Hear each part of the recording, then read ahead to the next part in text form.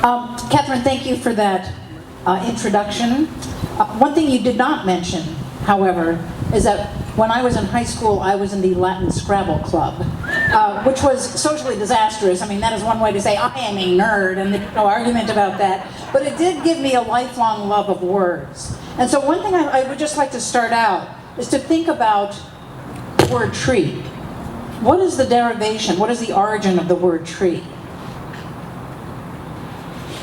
It comes from the Sanskrit word deru, D-E-R-U, which is, shares the same root with the word endure, durability, something that lasts, something that can be resilient through times of disturbance. And so I think this day, this 25th anniversary, that celebrates the endurance of the vision, the dreams, the actions, the impacts of Canopy, I think, is entirely something that we should be so grateful to be celebrating together. And you know, I've been aware as a forest ecologist and conservationist of the work that Canopy has done for years, but this is my first time of really being able to visit East Palo Alto and to meet in person the people who share the vision and activities of Canopy.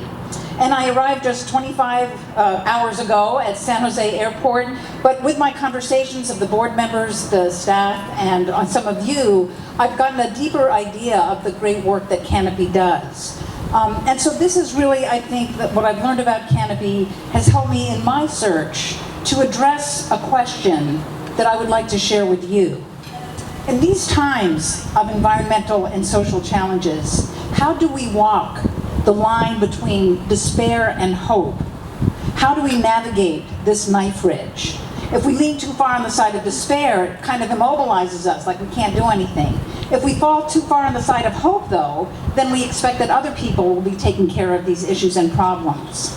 And so when I start thinking about envisioning solutions, I now think about Canopy. And one element in particular about Canopy, and that I think is exemplified in the word tapestry. The word tapestry, that the power that comes of interweaving together different elements to create a new image, something that is connected, complex, strong, useful, and beautiful. That is what tapestry is, and that tapestry might be a forest itself, and interactions that we encounter when we see a forest. But it also might be the tapestry that is woven, the tapestry of care for nature, when we inspire and provide the resources that are needed for communities to interweave themselves with the natural communities around them in places where they work and live. And so what I would like to do is to talk a bit about this idea of this, how do we walk this line between despair and hope, and split it into three pieces. One is to first share a little bit about my own Canopy research and passion to understand the forest. Second, to think about how we can engage multiple values of trees and conservation. And finally, who sits at the loom that weaves this tapestry of care for humans. And I'd like, before I start, I would just like to give you a little bit of my own background to share where my thinking comes from. And it comes really from my parents. My father was from India. He was a scientist. He was raised as a Hindu.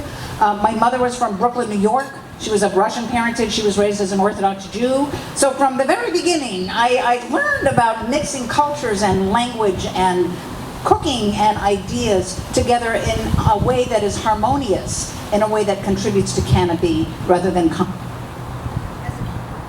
As a kid, I found a great deal of pleasure and refuge in climbing trees, the trees that lined the driveway of my parents' home, and that interest in trees, my desire to kind of pay back what they had given me as a small child, led me to the field of forest ecology. And as every graduate student has to do, I specialized in one part of forest ecology, and that was studying the organisms that live in the forest canopy, in the treetops.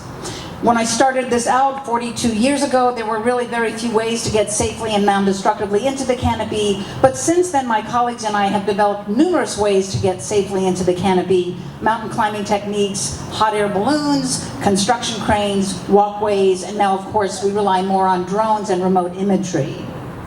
But the main thing that we learn when we first get into the canopy, by whatever means, is that the microenvironment of the canopy is very different from the forest floor. Much more greater extremes of relative humidity and temperature, a lot more wind up there.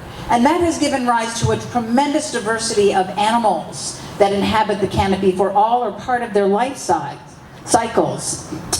But it's also led to this amazing diversification of plants, the so-called epiphytes, that live perched on tree branches and trunks, deriving their nutrients not from sticking their roots into the trees or down into the forest floor, but rather deriving their nutrients that are delivered in rainfall and mist. So these nutrients that are dissolved in every single raindrop, every single mist droplet, are intercepted and retained by these canopy-dwelling plants. They can significantly increase the amount of nutrients that are held within the ecosystem.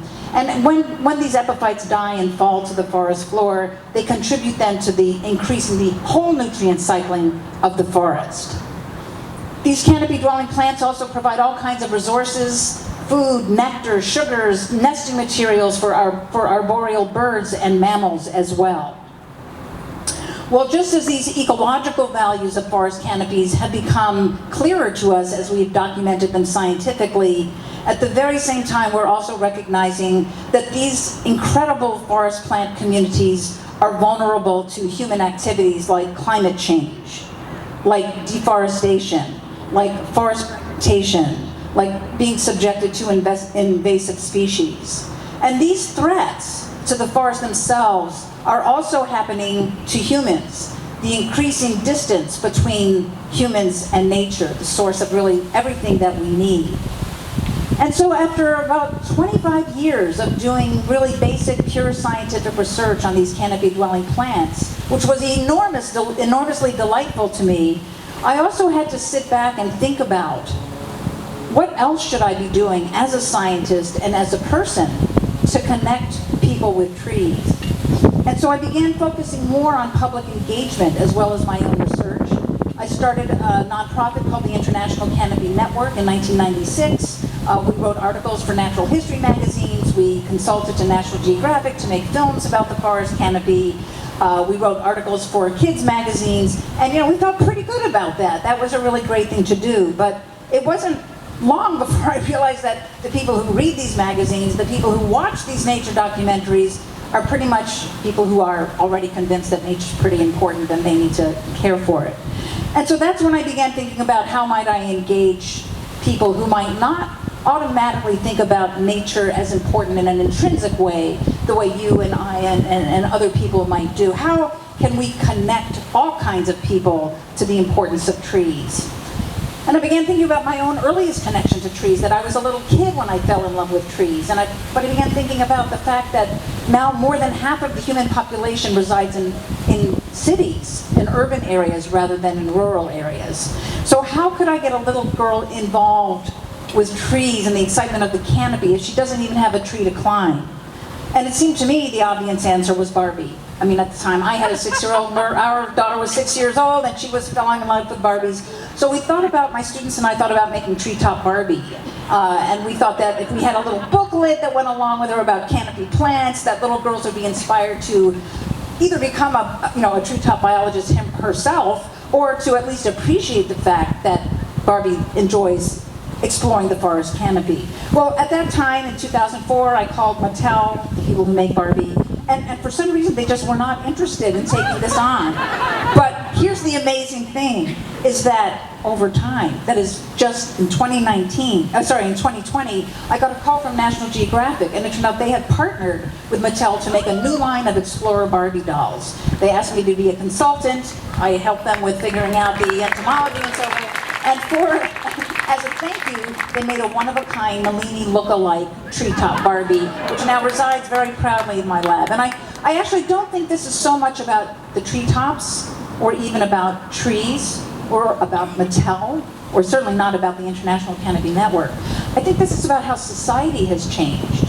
The fact that there are more and more little girls who are asking their parents for a doll that is doing something that is sort of use to trees and of use to nature. And so I think there's been a really hopeful shift then that this signals in terms of that next generation and its goals. And so I began thinking about applying this idea of weaving together an existing passion that young girls have for Barbie, a recreational toy, into the tapestry, the vertical thread, so to speak, of the ecological values of trees and forest canopies. And so what I'd like to do is to talk to you about how we might go ahead and weave into this tapestry of care for nature and trees many other societal sectors, not just those that are already preconditioned to think about how great nature is, but other societal sectors as well.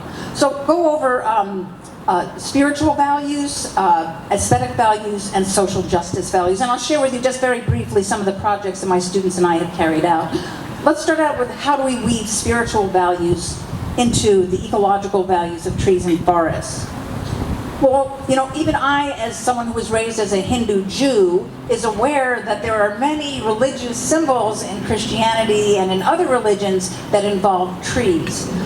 When we read the Bible, we know right away that there's two very important trees, the tree of life and the tree of knowledge of good and evil, right there on the first page of the Old Testament. And so it seemed to me that an approach I could take would be not to shove scientific facts down the throats of people who might not agree with them, but rather to use the authorities of religious people themselves. That is, their holy scriptures, the scriptures that they themselves already believe in. And so I did an exercise in which I read and downloaded from the web the Old Testament, the New Testament, the Talmud, the Quran, the Bhagavad Gita, and Buddhist fables, and I did a search for all the words trees and forests. And I found, for example, the Old Testament alone, there were 328 references to the words tree and forest, and they all describe, those verses all describe important functions that trees play in the world of that group of particular religious people. I also started looking at the holidays and celebrations and how trees might be involved with that. So, for example, the Jews celebrate this fabulous Tu Shabbat, which is a new year for the trees with a special Seder, a special ceremonial dinner. Buddhists understand that Buddha gained enlightenment when he was sitting underneath the Bo tree. The Mormons, the Book of Mormon, celebrates the fact of the presence of a tree with white fruits that the faithful walk to along a rod, along a path, and those fruits represent the love of God for his followers. So I put together all of these data, all of this information from these holy scriptures and investigations, and I put together a sermon called Trees and Spirituality, and I started knocking on doors of churches and synagogues, and I offered to give this sermon to the congregations in their churches, and was remarkably well received. We started out, not surprisingly, with Unitarians, because they were the ones who sort of first invited me in, but then I was passed on to Presbyterians and Episcopalians and Catholics and Jews and Buddhists and so forth. And in all of those encounters, I never once had a conflict between evolution and creationism, because what we all realized was we have this common ground, that we understand trees are important symbolically as well as ecologically to people. My students have gone on to do things like to map trees in churchyards. That is, churchyards represent sacred ground, and so seemingly to me at least, trees that grow in that sacred soil should also be sacred.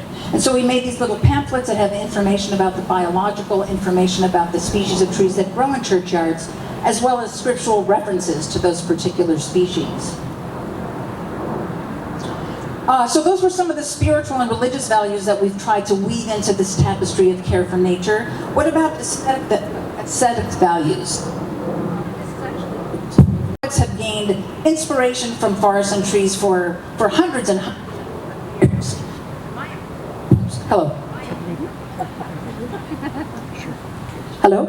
My approach was to carry out what I call canopy confluences, where we put together a number of forest ecologists, but also visual artists and musicians, rap singers, and other people. We taught them how to climb into the forest canopy, and they made their own creations, their own songs, their own art, their own poetry, to express what they were perceiving and understanding about the forest canopy. One, just for example, was a rap singer, Duke Brady, one of my students, and the rap songs that he created were really inspiring to primary and secondary school kids that I would give talks to, and that led to a program called Sound Science. in which we enlisted a professional rap singer named Caution to bring at-risk youth to our campus. We brought a biologist out. The kids made their own rap songs about the trees that they encountered and created a CD that they brought home to their friends and family, sharing their perceptions through the artistic medium that they value. Well, another intersection of aesthetics with humans is fashion, that people tend to wear clothes that express their identity.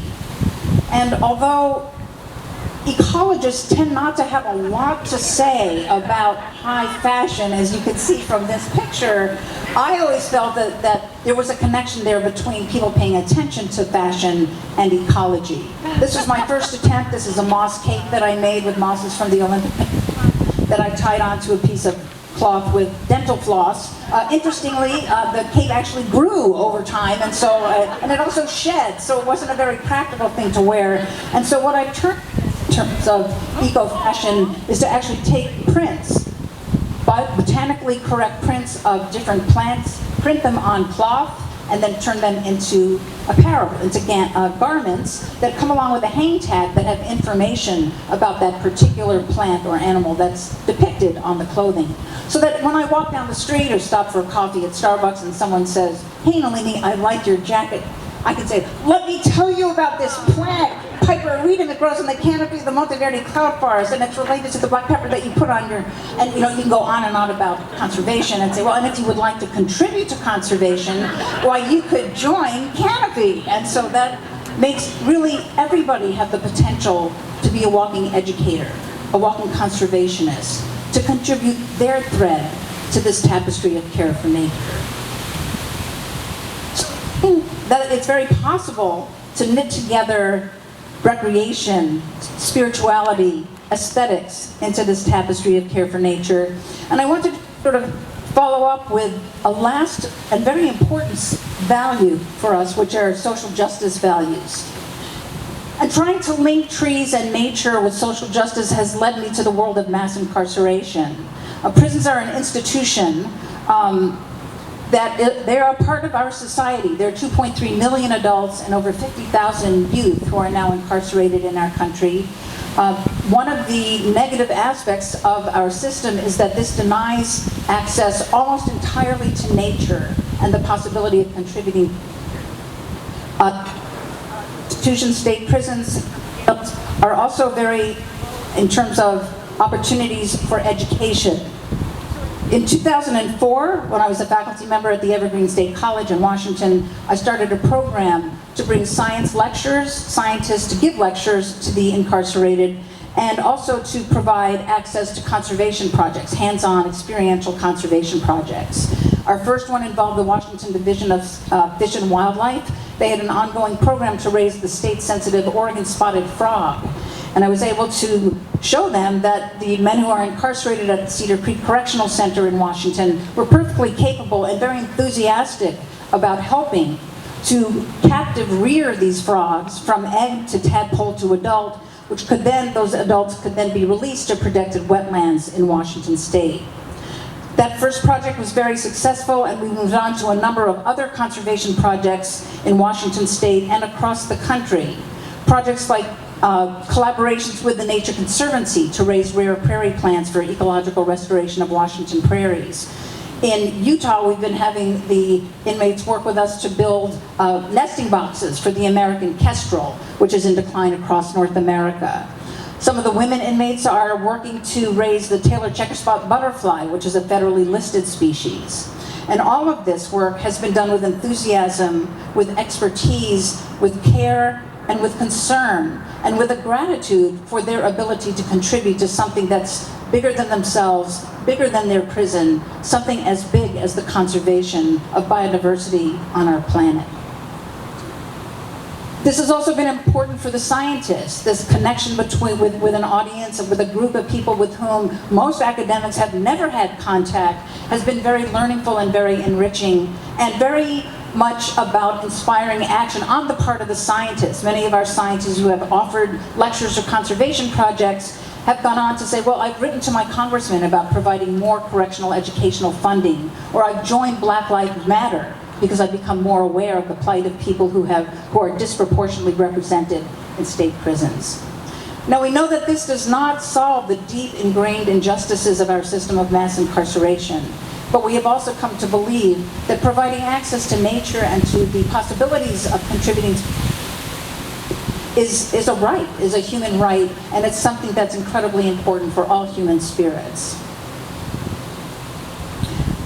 So with that then, to sort of start wrapping up, I just wanted to sort of emphasize that the programs that we've developed to weave these 4 different societal sectors into the tapestry of nature care, they're just these 4, but there are many, many more human values that we could add to this tapestry to make it stronger, more vibrant, and more colorful. And I think that Canopy is a group that has both the interest and the capacity to attract those different threads, those enriching threads of different colors and textures. And I think that brings us to this question of who does sit at the loom to weave this tapestry of care. I've been able to point out a few of the ones that I've enlisted, Barbie and inmates and people who can make rap music. But I think, as I said, that Canopy is very well suited to incorporate even more colors and textures of threads into that canopy, into that tapestry. And so when I think back to myself as a little girl, hoping and wishing that I would somehow be able to help these trees that I was so fond of and I relied upon so much, I think that I, as an academic, has been moving in that direction.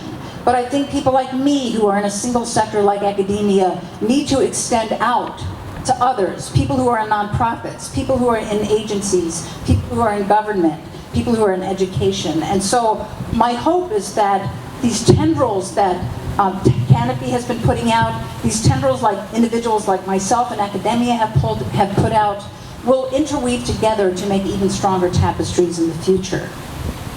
And to end then, what I'd like to do is just to share some of the insights that I feel like I have been fortunate to gather during these last 40 years of trying to tie together trees and people.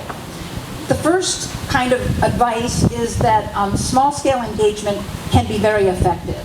I mean, I've talked about this big prison program we have and so forth, but I think that small-scale actions are also very significant and important. I'll just give you an example. I had a couple of hours to kill in Seattle one day. I noticed some young women were looking at each other's fingernails at a bus stop, and I thought, wow, they really care about each other's fingernails. And I thought, well, I don't like painting my fingernails, but I'll do it for trees. And so I went into a manicurist and I asked the young woman who was doing nails to please paint trees on my fingers with bright green nail polish. She looked at me with curiosity, but she did it. And so for 3 weeks, I had this opportunity that whenever a young woman would notice my fingernails, I could start talking about trees again and listen to what that young woman thought about trees, and it was a really wonderful thing. And I later did the math, and it turns out there are 325 million people in our country. There are 6.2 million scientists and engineers. So if each one of us scientists talks to just 52 people a year, that's one person a week, we will have talked to every single person in our country. One person a week, that's not a lot to ask. You talk to your barista when you're getting a latte about shake-grown coffee. You have a Lyft driver, you talk about electric cars. There's no end to the number of people you can engage about the importance of trees and conservation in small ways. A second principle I believe that I've learned is the need for humility for others' perspectives. So for example, even though I am not a religious person myself, I can still engage with religious communities. It doesn't mean I have to turn into a Baptist or become a Presbyterian.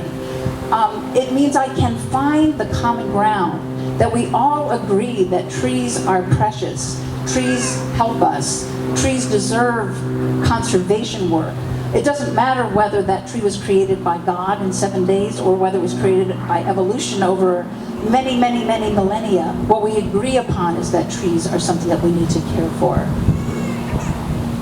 And finally, and to end, I'd like to say that I have found that change can happen in diverse ways.